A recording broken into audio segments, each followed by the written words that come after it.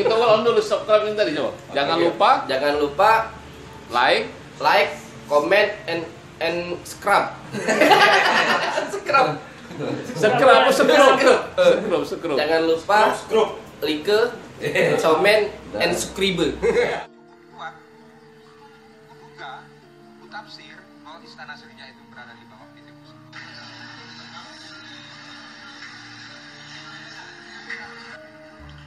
Dr. Erwan Suryanegara MSN, seorang budayawan, menyatakan bahwa lokasi kerajaan Sriwijaya itu adalah di bawah lokasi PT Pusri atau Pupuk Sriwijaya. Tafsir bahwa Istana Sriwijaya itu berada di bawah PT Pusri.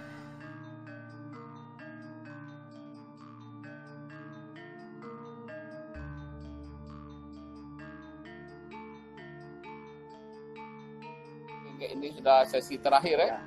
Yang menarik ini kan tadi bahwa disebutkan posisi kerajaan Sriwijaya itu adalah di bawah PT Pusri. Nah, yang perlu dipertanyakan ini, apa yang harus kita lakukan dengan posisi itu? Apakah Pusri itu kita pindahkan atau bagaimana? Karena memang dulu sudah pernah ada wacana Pusri itu harus pindah ke Tanjung Api-Api. Berarti apakah perlu kita dorong supaya Pusri ini kita pindahkan gitu? Terima kasih. Ya. Nah, itu inti itu. Kalau mau berdamai dengan PT Pusri, ada orang Pusri, jangan terburu-buru direlokasi. Hitung manfaatnya. Tapi yang lebih logis dibuat taman miniatur kerajaan Sriwijaya. Disitulah taman mini ada gitu kan, taman Indonesia ya. Nah, ini taman mini kerajaan Sriwijaya. Wilayah kekuasaan Sriwijaya yang masa keemasan itu sekitar abad ke-9, era Bala Putra Dewa.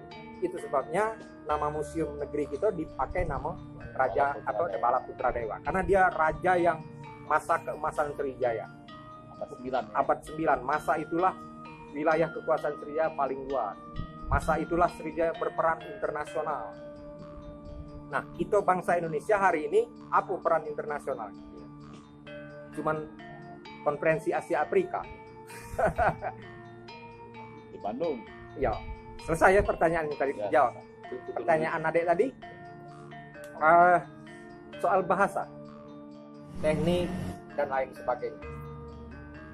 Jadi secara diskusi lebih dua arah, nanti dilanjutkan di luar sesi.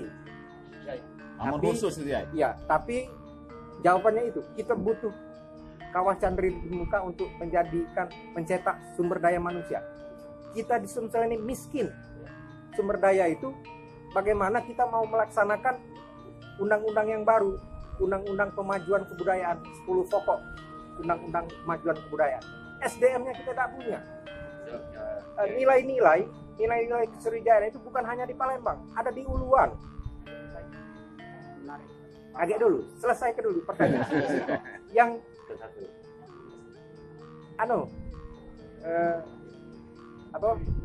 Pusri tadi. Itu yang menarik, itu Pusri ini. Kalau kita concern untuk mengangkat kesriwijayaan itu kembali, yang berkuasa 7 abad perlu direlokasi Pusri. Tapi relasinya kan Kaisar Meiji ngomong kayak gitu. Kita punya pakaian barat yang kayak di film kan.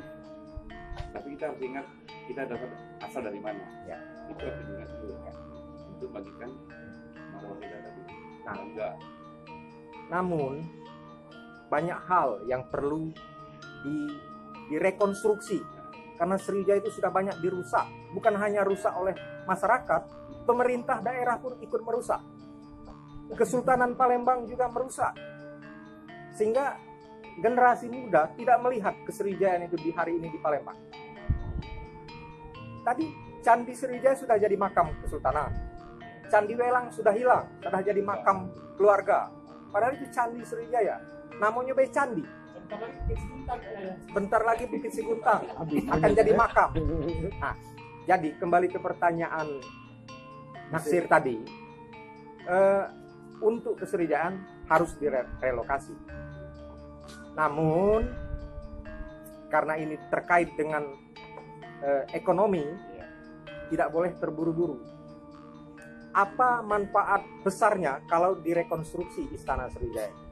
Kalau tidak terlalu bersifat signifikan, tidak perlu. Cukup dibuat taman miniatur Kerajaan Sriwijaya. Disitulah kita rekonstruksi istananya. Disitulah kita rekonstruksi Candi Borobudur yang katanya malah tinggalan zaman Medang, Kerajaan Medang, bukan Sriwijaya. Padahal itu peninggalan Sriwijaya. Jadi dengan taman miniatur Kerajaan Sriwijaya ini, kita bisa rekonstruksi situs-situs yang rusak, situs-situs yang hilang, artefak-artefak yang sudah kehilangan titik nol. Prasasti Sriwijaya yang saya sebutkan tadi semuanya sudah di Museum Nasional. Di kita tinggal replika. Jadi jawabannya, karena ini punya nilai, bukan hanya nilai ekonomis, ada nilai ilmu pengetahuan. Bagaimana kita mau menentukan apa mahkota Sriwijaya, besaran mahkota raja-raja Sriwijaya itu bagaimana mahkotanya, bagaimana bajunya, bagaimana propertinya, kalau artefak-artefaknya sudah lari keluar semua, sehingga memutuskan kajian kita. Ya, yang keduanya apa tadi? Bahasa. Apakah emang pendidikan edukasi buat penyelam ini sudah ada dulu sih mereka? Karena berbahaya sekali. Ya itu tadi, aware pemerintah kita ini tidak ada perhatian sama sekali dengan itu. Pertama, mereka membiarkan saja, pembiaran penyelaman liar itu, sehingga hasil-hasil selaman itu lari keluar semua. Kalau dia sudah diatur dengan regulasi, dengan aturan, tentu akan ada pelatihan, menjaga keselamatan, itu sudah sebagaimana mestinya. Nah, yang kedua tadi apa, soal bahasa tadi? Yang paling mendekati bahasa Melayu kuno itu, jangan cemburu, bahasa Komering. Ngapo secara linguistik, kawan-kawan bahasa, Pak Nasir, bahasa Melayu kuno itu tidak mengenal vokal E. Di bahasa daerah kita se-Indonesia ini hanya bahasa Komering yang tidak menggunakan vokal E. Ya, O, U, I, A. Jadi ini ya, kalau soal bahasa itu sebenarnya bisa diketahui umur bahasa itu ketika dia memisahkan dengan bahasa Indonesia.